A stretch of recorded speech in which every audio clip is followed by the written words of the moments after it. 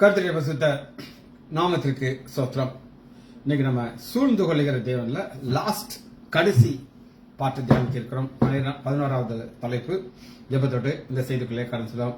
கிருபை எம்மை சூழ்ந்து கொள்ளும் தாம் கிருபை, கர்த்தரில் மகிழ்வோம் களி கூர்ந்திடுவோம் கண்டடைந்தோம் கிருபை, கர்த்தரில் மகிழ்வோம் களி கூர்ந்திடுவோம் கண்டடைந்தோம் கிருபை.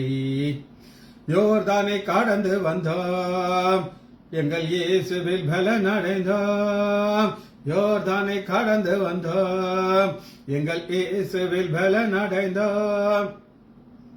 சேனையின் கர்த்தர் முன்னே நடந்தார், சோர்வின்றி காத்து கொண்டார்.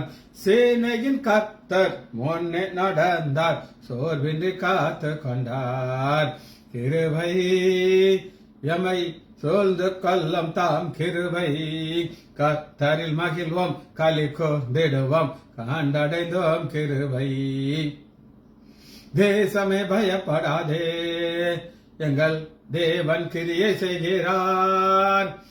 தேசமே பயப்படாதே, எங்கள் தேவன் கிரியை செய்கிறார். தேசத்தின் நன்மை சேமம் அருள்வார், தாசர்கள் வேண்டிடுவாம். தேசத்தின் நன்மை சேமம் அருள்வார், தாசர்கள் வேண்டிடுவாம். கிருபை எமை சூழ்ந்து கொள்ளும் தாம் கிருபை, கர்த்தரில் மகிழ்வோம் களி கூர்ந்திடுவோம் கண்டடைந்தோம் கிருபை. கர்த்தர் இந்த இவ்வாண்டினிலே பெரும் காரியம் செய்திடுவார். கர்த்தர் இவ்வாண்டினிலே பெரும் காரியம் செய்திடுவார். காத்வைக்கும் தேசம் ஏசு தருவார், காத்திருந்தே அடைவாம். காத்வைக்கும் தேசம் ஏசு தருவார், காத்திருந்தே அடைவாம். கிருபை எமை சூழ்ந்து கொள்ளும் தாம் கிருபை, கர்த்தரில் மகிழ்வோம் களி கூர்ந்திடுவோம் கண்டடைந்தோம் கிருபை. ஆண்டுகள் நான்மையினால் முடி சூழ்ந்து வளம் பெருக, ஆண்டுகள் நான்மையினால் முடி சூழ்ந்து வளம் பெருக. தேசத்தின் மீதே கண்களை வைத்தே பாசமை நோக்கிடுவார். தேசத்தின் மீதே கண்களை வைத்தே பாசமை நோக்கிடுவார். கிருபை எமை சூழ்ந்து கொள்ளும் தாம் கிருபை, கர்த்தரில் மகிழ்வோம் களி கூர்ந்திடுவோம் கண்டடைந்தோம் கிருபை. ஜாதி ஜனங்களையும் வந்து மோதி அசைத்திடுவார். ஜாதி ஜனங்களையும் வந்து மோதி அசைத்திடுவார். காத்து தவிக்கும் வல்லமகிலும் கர்த்தரை வாழ்ந்திடுவார். காத்து தவிக்கும் வல்லமகிலும் கர்த்தரை வாழ்ந்திடுவார். இயேசுவின் நாமத்தினாலே ஜெபங்கள் பிதாவே, ஆமென். கர்த்தருடைய பரிசுத்த நாமத்திற்கு ஸ்தோத்திரம். லீலா பிரைஸ் லார்ட். இன்னைக்கு நம்ம சூழ்ந்து கொள்ளுகிற தேவன் 11வது செக்ஷன், லாஸ்ட் செக்ஷன் நம்ம வாசிக்க இருக்கிறோம். செய்திக்கு ஆதாரமான வசனம் எபிரேயர் 12வது அதிகாரம் 1வது வசனம். ஆகையால் மேகம் போன்ற இத்தனை திரளான சாட்சிகள் நம்மை சூழ்ந்து கொண்டிருக்க, திரளான சாட்சிகள் நம்மை சூழ்ந்து கொண்டு இருக்க. சூழ்ந்து கொள்றதுல நம்ம பார்க்கறது யாரை பார்க்கறோம்? திரளான சாட்சிகள். 11வது அதிகாரம் முழுவதும் அதான் ஒரு கனெக்டிங் இருக்கு. ஆகையால் 11வது அதிகாரத்துல நம்ம பார்க்கலாம், பெரிய லிஸ்ட் பார்க்கணும். இந்த லிஸ்ட் முழுவதும் அவர்கள் தங்களுக்கு நியமிக்கப்பட்ட ஓட்டத்துல பொறுமையாக ஓடினார். ஓடி தேவனுடைய ராஜ்யத்துல போய் சேர்ந்துட்டாங்க. தேவனுடைய ராஜ்யம் சரியா? இதுல 2 காரியம் இருக்கு. பரலோக ராஜ்யம் ஒண்ணு இருக்கு, தேவனுடைய ராஜ்யம் இருக்கு. 2 ஒன்னா வேறையா அப்படின்னு கேட்டீங்கன்னா வேற. பரலோக ராஜ்யம் ஓடி முடித்து போய் சேர இடத்துக்கு பேர் என்னதுங்க? பரலோக ராஜ்யம். வாசிப்போமா? மத்தேயு 7வது அதிகாரம் 21வது வசனம். மத்தேயு 7:21. காலத்திலே சரி, 21. பரலோகத்தில் இருக்கிற என் பிதாவின் சித்தத்தைப்படி செய்கிறவனே பரலோக ராஜ்யத்தில் பிரவேசிப்பான். பரலோக ராஜ்யத்துக்கு உள்ள நீங்க பிரவேசித்த ஒரு கூட்டத்தை பார்த்துட்டோம். இந்த தேவனுடைய ராஜ்யம் என்ன அப்படின்னு கேட்டீங்கன்னா, அண்ட சராசரம் தேவனுடைய ராஜ்யம் தான். வானம், பூமி, நீங்க, நானு எல்லாமே தேவனுடைய ராஜ்யம் தான். அதுல சந்தேகமே கிடையாது. உங்க வீடு, என் வீடு எல்லாமே தேவனுடைய ராஜ்யம் தான். ஆனா அந்த பரலோக ராஜ்யம்ங்கிறது ஒரு பிளேஸ். அங்க யார் இருக்காங்கன்னா தேவன் இருக்காரு. நீங்க கேட்கலாம், மற்ற இடத்துலாம் தேவன் இல்லையா அப்படின்னு கேட்கலாம். அவர் எல்லா இடத்துலயும் இருக்காரு. அவர் சர்வ வியாபி.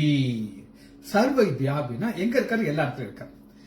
ஆனா ஸ்பெசிபிக்கா ஒரு வார்த்தை சொல்லுகிறார். அது என்ன வார்த்தை அப்படின்னு கேட்டீங்கன்னா, எபிரேயர் மத்தேயு 7வது அதிகாரம், பரலோகத்தில் இருக்கிற என் பிதாவின் சித்தத்தின்படி செய்கிறவனே. அப்ப இந்த பரலோகத்தில் இருக்கிற பிதாவுடைய சித்தத்தை செய்து அதற்குள்ள பிரவேசிக்கிறதுக்கு பவரை யார்கிட்ட கொடுத்திருக்காரு? நம்முடைய ஆண்டவராகிய இயேசு கிறிஸ்துவ பிதா கொடுத்துட்டார். அதனாலதான் அவர் அங்க இருக்கார். ஏன் சித்தத்தை செய்கிறது யார் அப்படின்னு பார்த்து அவங்க தான் எங்க போகலாம்? பரலோக ராஜ்யத்துக்கு போகலாம்.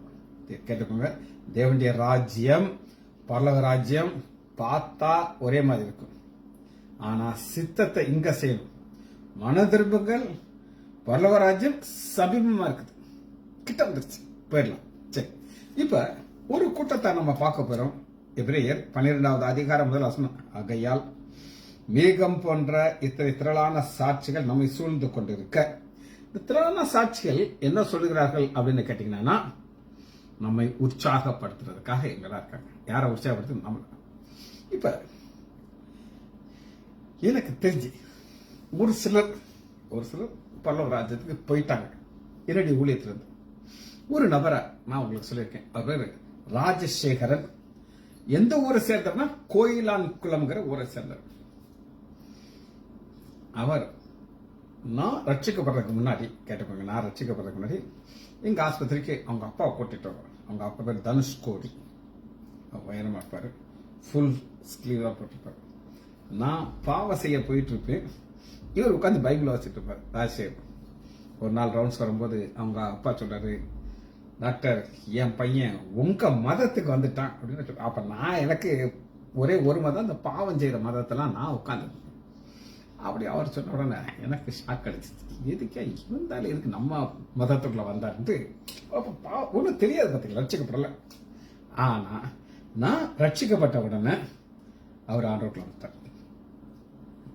நான் ரட்சிக்கப்பட்டு ஒரு நாள் அவர்கிட்ட கேட்கிறேன், ஏங்க நீங்க பின்மாற்றத்துக்கு போனீங்க?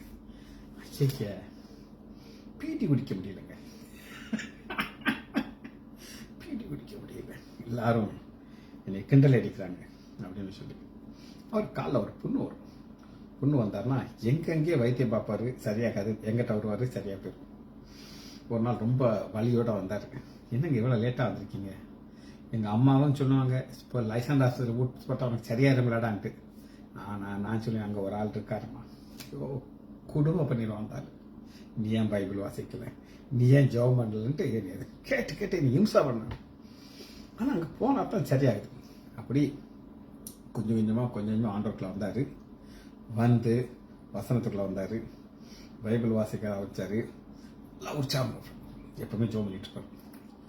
ஒரு தடவை எங்க ஹாஸ்பிட்டல் அட்மிட் ஆயிருக்காரு. நைட்ல எனக்கு ஒரு ஃபோன் வருது, சார் உங்களுடைய பேஷண்ட், அது பேர் ராஜசேகரன், நெஞ்சொலி வருது, நான் என்ன சார் செய்யுது? நான் சார் இன்ஜெக்ஷன் டாப்லெட்லாம் சொன்னேன், போட்டோன்னா குவாய்ட் ஆகிட்டாரு.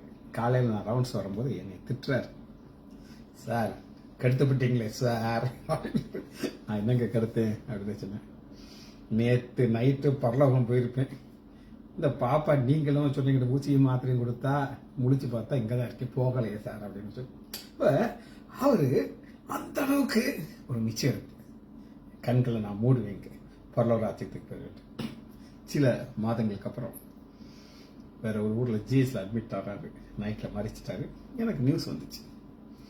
அப்ப எனக்கு ஒரு பெரிய நம்பிக்கை என்ன அப்படின்னு கேட்டீங்கன்னா, இந்த ராஜசேகரன் பரலோகத்துக்கு போயிட்டார், நம்மளும் போயிடும். இதாங்க மேட்ரு. இந்த திரளான சாட்சியல் நம்மளை ஏன் சூழ்ந்திருக்குது அப்படின்னு கேட்டா நம்மளை உற்சாகப்படுத்து. நீயும் முடிச்சிருவ, ராஜசேகர் முடிச்சாரு, நீயும் முடிச்சிருவ. இது நம்மளை உற்சாகப்படுத்துறதுக்காண்டி நாம ஒரு ஓட்ட பந்தயத்தில் இருக்கோம். ஓட்ட பந்தயத்தில் இருக்கிறோம்.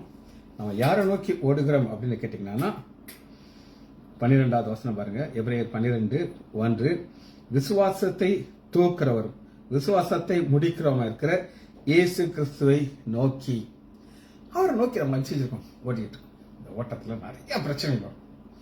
சின்ன ஒரு கதை சொல்லுகிறேன். ஒரு பெரிய தேசம் இந்தியா மாதிரி, ஒரு குட்டி தேசம் சிலோன் மாதிரி. இந்த சிலோன்ல இருக்கிற ஒரு ராஜாட்ட அங்க இருக்கிற சில மந்திரி மகளை உசுப்பேத்தி, அந்த இந்தியா நமக்கு சொந்தமானது, ஆனா உங்க மூதாதையில விட்டுட்டாங்க, நம்ம போய் யுத்தம் பண்ணி அதை நம்ம எடுத்துடணும் அப்படின்னு சொல்றாங்க. இந்த லூசு ராஜாவை நம்பிட்டான். இப்ப யுத்தத்துக்கு ரெடி ஆயிட்டாங்க. இந்த இந்தியா இருக்கிற ராஜா இவனை போய் சண்டை போட்டு எதுக்கு இத்தனை பேர் சாகணும்ட்டு ஒரு டீம் அனுப்புறாரு. அவங்க அப்படியே அல்லாக்கா இந்த ராஜாவை தூக்கிட்டு வந்து நிப்பாட்டி வச்சிருக்காங்க. இப்ப இவருக்கு ஒரு மரண தண்டனை தான் இருக்கு. அந்த இந்தியா ராஜா சொல்றாரு, நீ மறிக்கணும், ஆனா நான் உனக்கு ஒரு போட்டி வைப்பேன். போட்டியில நீ ஜெயிச்சிட்டேன்னா உனக்கு திரும்ப உடனே சிலோனுக்கு அனுப்பிடுவேன் அப்படிங்கிறாரு. அது என்ன போட்டி அப்படின்னு கேட்டீங்கன்னா, ஒரு பாத்திரத்துல தண்ணி ஃபுல்லா இருக்கும்.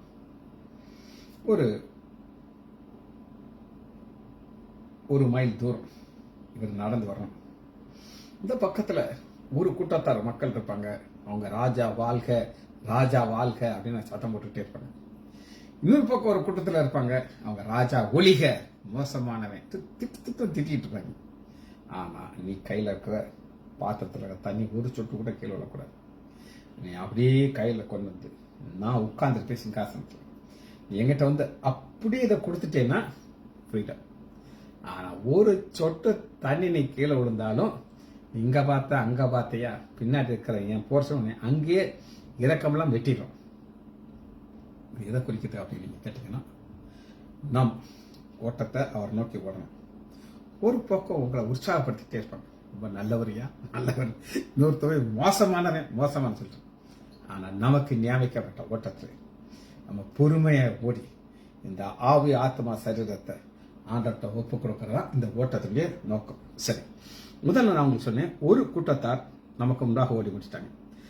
அவங்க நம்மகிட்ட என்ன சொல்லுகிறார்கள் அப்படின்னா, நீ பயப்படாதே. ஏன் பயப்படாத? மோசமான நானே ஓடி முடிச்சிட்டேன், நீ பயப்படாதே. நான் முடித்து விட்டேன், நீ முடித்து விடுவாய். நான் இடையில விட்டுட்டு பின்மாற்றத்துக்கு போனேன்.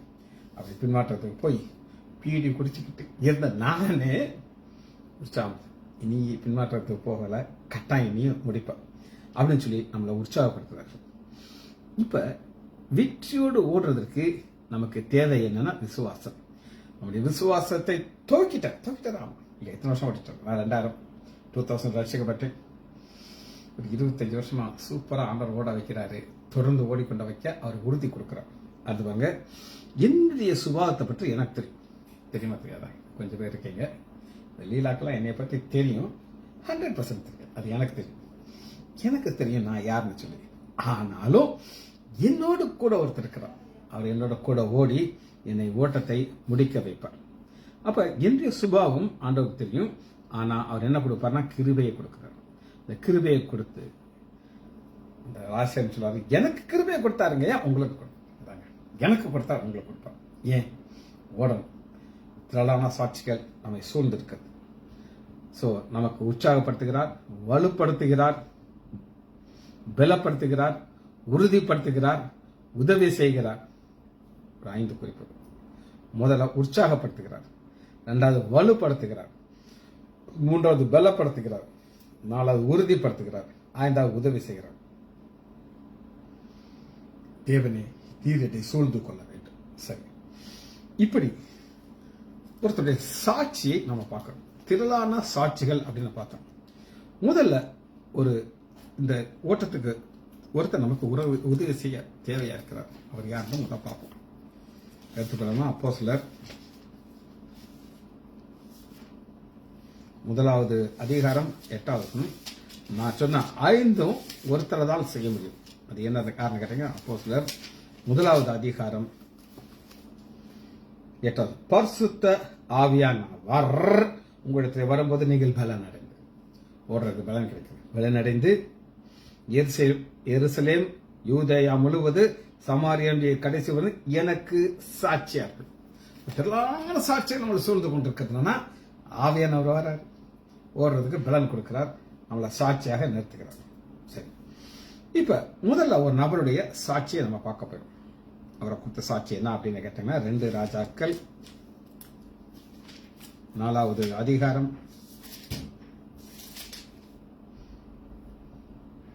9 வசனம். ஒரு கனம் பொருந்திய பெண் கொடுக்கிற சாட்சியை நம்ம பார்க்க போறோம். 2 ராஜாக்கள் 4 அதிகாரம் 9 வசனம். எலிசா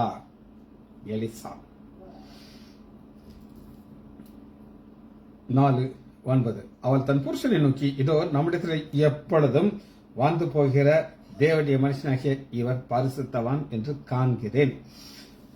பரிசுத்தவான்னு சொல்லி ஒரு பெண் சாட்சி கொடுத்தாங்க. எனக்கு தெரிஞ்ச எத்தனையோ பாஸ்டர்கள் அவங்க வாழ்க்கையில தவறான பாதைக்கு போறாங்க. அதை செய்யும்போது அந்த அந்த அவர் ஒரு யாரு கூட சாட்சி அந்த அவங்க என்ன சொல்லியிருப்பாங்க, நீங்க இப்படி செய்யலாமா சொல்லிருப்பாங்களா இல்லையா? ஆனா ஒரு பெண் அருமையான சாட்சி கொடுக்கிறார். என்ன கொடுக்கிறான்னா பரிசுத்தவான். ஏன் அவ அப்படி ஒரு சாட்சி சொன்னாள் அப்படின்னு கேட்டீங்கன்னா 8வது வருஷத்தை நான் உங்களுக்கு வாசிக்கிறேன். பின்பு ஒரு நாள் எலிசா சூனேமியாவுக்கு போயிருந்தபோது அங்கே கனம் பொருந்திய ஒரு ஸ்திரீ அவனை போஜனம் பண்ண வருந்தி கேட்டுக்கொண்டார். அவ வருந்தி கேட்டுக்கொள்றதுனால தங்கினார், இல்லைன்னா தங்க மாட்டோம். நான் ஒரு பர்டிகுலரா ஒரு நபரோடு கொடைக்கானலுக்கு ஊழியத்துக்கு நான் ரசிக்கப்பட்டு கொஞ்ச நாளில் ஊழியத்துக்கு வந்தாச்சு. பட் நான் ரொம்ப நேசிக்கிற ஒரு மனிதன் தான், தேவ மனிதன். அவர் ஒரு வீட்டில் எங்களை சாப்பிட கொடுத்தாங்க.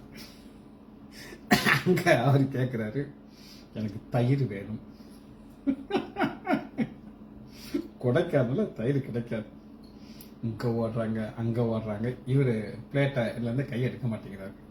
திரும்ப எனக்கு தயிர் வேணும், கிடைக்கல. எங்க வீட்டுக்கு வந்தார், எங்கிட்ட கேட்டார், எனக்கு புறா சாப்பிடணும். அந்த ஆண்டோடைய கிருபைனால அன்னைக்கு பர்மா கடையில் புறா இருந்துச்சு, வாங்கிட்டு வந்து கொடுத்தோம், சாப்பிட்டார். அவர் டிமாண்ட் பண்றாங்க, போயாச்சா என்ன கொடுக்குறாங்களோ சாப்பிட்டு போய்கிட்டே இருக்கணும். ஆனா இந்த அம்மா வருந்தி கேட்டதுனால அவர் அடுத்து பாருங்க. அந்த அம்மா என்ன சொல்றாங்க கேட்டீங்கன்னா 10வது வசனம் 2 ராஜாக்கள் 4:10. நம் மெத்தேலே அப்டர்ஸ்ல ஒரு சிறிய அறையை கட்டி அதிலே அவருக்கு ஒரு கட்டில், மேஜை, நாற்காலி, குத்து விளக்கு வைப்போம். அவர் நம்மிடத்தில் வரும்பொழுது அங்கே தங்கலாம். அப்ப ஒரு தேவ மனிதன் அப்படின்னு சாட்சி கிடைச்சோன்னே இவர் டிமாண்ட் பண்ண மாட்டேங்கிறாரு, அம்மா கட்டி கொடுக்கணும். ஒரு நாள் இங்க தங்கியிருக்கார். அவர் தன் வேலைக்காரனாகிய கேயாசை நோக்கி, இவருக்கு சாட்சி பரிசுத்தவான்கிற சாட்சி எதனால கிடைச்சது நம்ம பார்க்கணும். சாட்சி எதனால அப்படின்னு கேட்டீங்கன்னா, அவன் தன் வேலைக்காரனாகிய கேயாசை கூட்டு இந்த சூனமித்தியாலை அழைத்துக் கொண்டு வா என்றார். அவன் போய் அழைத்துக் கொண்டு வந்தார். அவள் அவனுக்கு முன்பாக நின்றார். சரியா, நிக்கிறாரா? நிக்கிறார். எலிசா அந்த அம்மாட்ட பேச மாட்டேங்கிறார். ஒரு டீசென்டான மனுஷன்னா அந்த அம்மாட்ட பேசாம யார் மூலமாக பேசுறாரு அப்படின்னா கேயாசி மூலமா பேசுறாரு. சொல்லி கேயாசியை பார்த்து, இதோ இப்படிப்பட்ட சகல சனக்களாகிய எங்களை விசாரித்து வருகிறாயே, உனக்கு நான் என்ன செய்ய வேண்டும்? ராஜாவிடத்துல கேட்க வேண்டும், சேனாதிபதியை கேட்கணும், உனக்கு என்ன வேணும்? அதற்கு அவள், என் ஜனத்தினுடைய நான் சுகமாக இருக்கிறேன். இவர் ஒரு சாட்சி கொடுத்தார். என்ன சாட்சினா 2 ராஜாக்கள் 4வது அதிகாரம் 9. இவர் பரிசுத்தவான். ஆனா ஒரு ஸ்திரீட்ட இவர் பேசலாம், தப்பு இல்லையா? தப்பு இல்லை. ஆனாலும் இந்த பரிசுத்தவான் வேலைக்காரன்ட்ட பேசி கேட்டு சொல்லு. என்ன ஒரு அருமையான சாட்சி பாருங்க. இதெல்லாம் பார்க்கும் பொழுது இந்த சாட்சியை குறித்து நமக்கு இப்படி ஒரு சாட்சி இருக்கான்னு நம்ம சொல்லணும். சரி, இது அதற்கு கேஎஸ் சொல்றாரு, நான் சுகமா இருக்கு. இப்ப ஒரு குறை இருக்குது. 16 வசனம் பாருங்க. அப்பொழுது அவள்,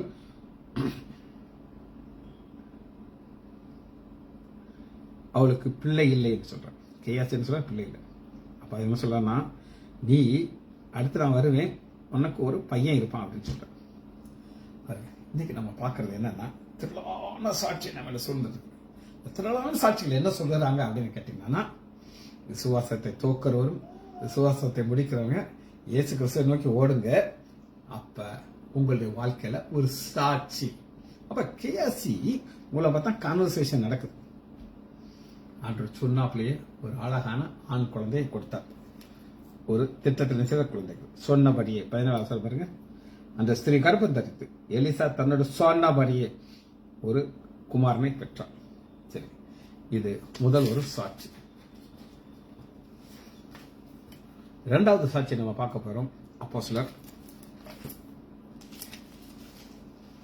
9வது அதிகாரம் 2வது சாட்சி. இது யார் சொல்றாங்க? 9:36. யோப்பா பட்டணத்திலே கிரேக்கு பாஷையிலே தொர்கால் என அர்த்தம் கூட தபீரர் ஒரு சிஷி இருந்தார். அவர் நற்கிரியையும் தர்மங்களையும் மீதியாக செய்து கொண்டிருந்தார். வியாதிப்பட்டு மறிச்சிட்டான். மறிச்சப்ப என்ன நடக்குது அப்படின்னு கேட்டீங்கன்னா, 39 அவளை மேல் வீட்டுக்கு அழைத்துக் கொண்டு போனார்கள். அப்பொழுது விதவைகள் எல்லாரும் அழுது தொற்கால் தன்னோடு கூட இருந்த காலத்திலே செய்த அங்கிகளையும் வஸ்திரங்களையும் காண்பித்து அவளை சூழ்ந்து நின்றார்கள்.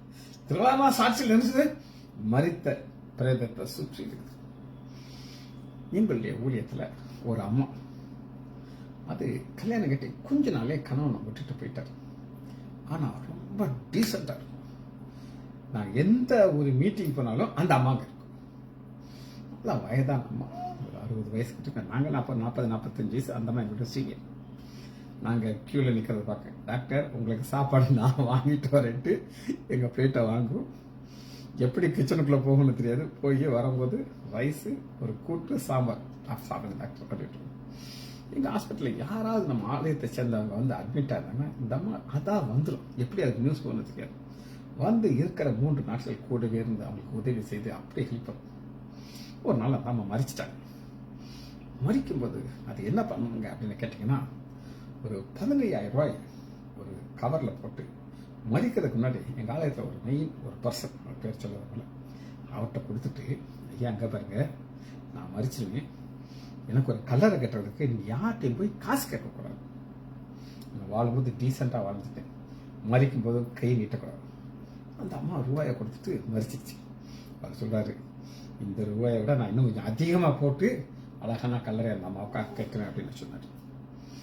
அது போல அங்கே ஒரு அம்மா இருந்துச்சு. எங்களோட வர்றது எல்லாருமே சண்டை வரும்.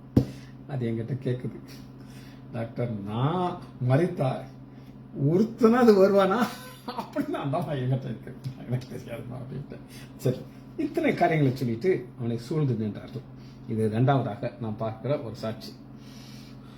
3வதாக ஒரு சாட்சி பார்த்துட்டு இந்த செய்தியை முடிக்க போயிடும். அப்போஸ்தலர் 16வது அதிகாரம் 13வது. அப்போஸ்தலர் 16:13. ஓய்வு நாளிலே நாங்கள் பட்டணத்திற்கு வெளியே போய் ஆற்றிலே வழக்கமாக ஜெபம் என்ற இடத்துல உட்கார்ந்து கூடி வந்த ஸ்திரீகளுக்கு உபதேசித்துக் கொண்டிருக்கோம். இங்க ஒரு பவுலுடைய சாட்சியை பார்க்கும். அப்பொழுது தியத்ரா ஊராளும் ரத்தாம்பரம் விற்கிற தேவனை வணங்குறவங்க லீதியாள் எனப்பட்ட ஸ்திரீ கேட்டுக்கொண்டார். பவுல் சொன்னதை கவனிக்கும்படி கர்த்தர் அவள் இருதயத்தை தரும். ஆண்டவர் ஒரு காரியத்தை செய்யறாங்க. அது என்ன செய்யறாரு அப்படின்னா, இருதயத்தை திறக்கிறார்.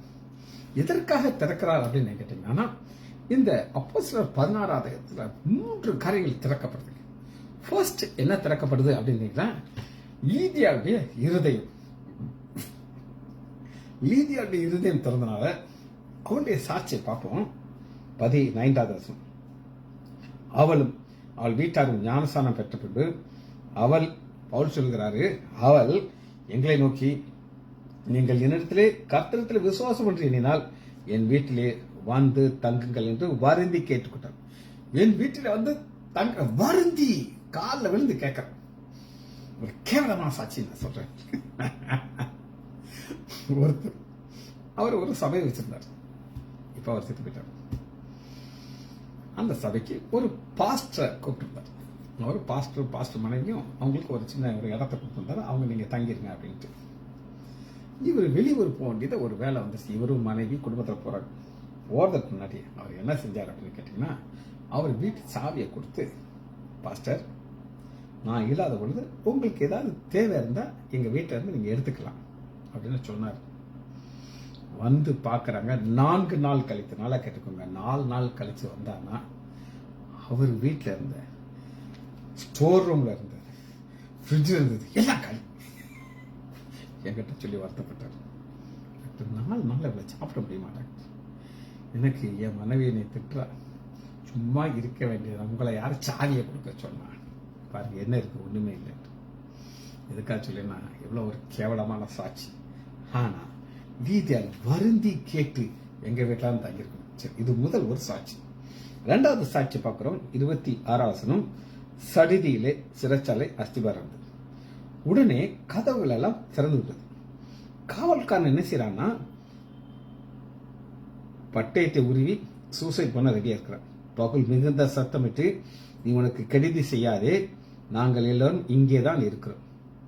அப்பொழுது அவர்கள் தீபுகளை கொண்டு வந்து நடுநடுங்கி பவுலுக்கு முன்பாக விழுந்து, இதுவரை பார்த்தீங்கன்னா பவுல அட்டி அட்டி அட்டி நடிக்கிறோம், அடிச்சு உடம்பெல்லாம் புண்ணாக்கிட்டு இப்ப பவுல் செய்த ஒரு காரியம், அந்த சூசைட் பண்றதுக்கு ரெடியா இருக்கோம். ஏன் அப்படின்னு கேட்டீங்கன்னா, அன்னைக்கு சட்டங்கள் அப்படி இருந்துச்சு. ரோமா போர் சேவர்கள் காவல் காத்துட்டு இருக்கும்போது கைதி தப்பிச்சு ஓடினானா மரண தண்டனை, வேற சாய்ஸே கிடையாது.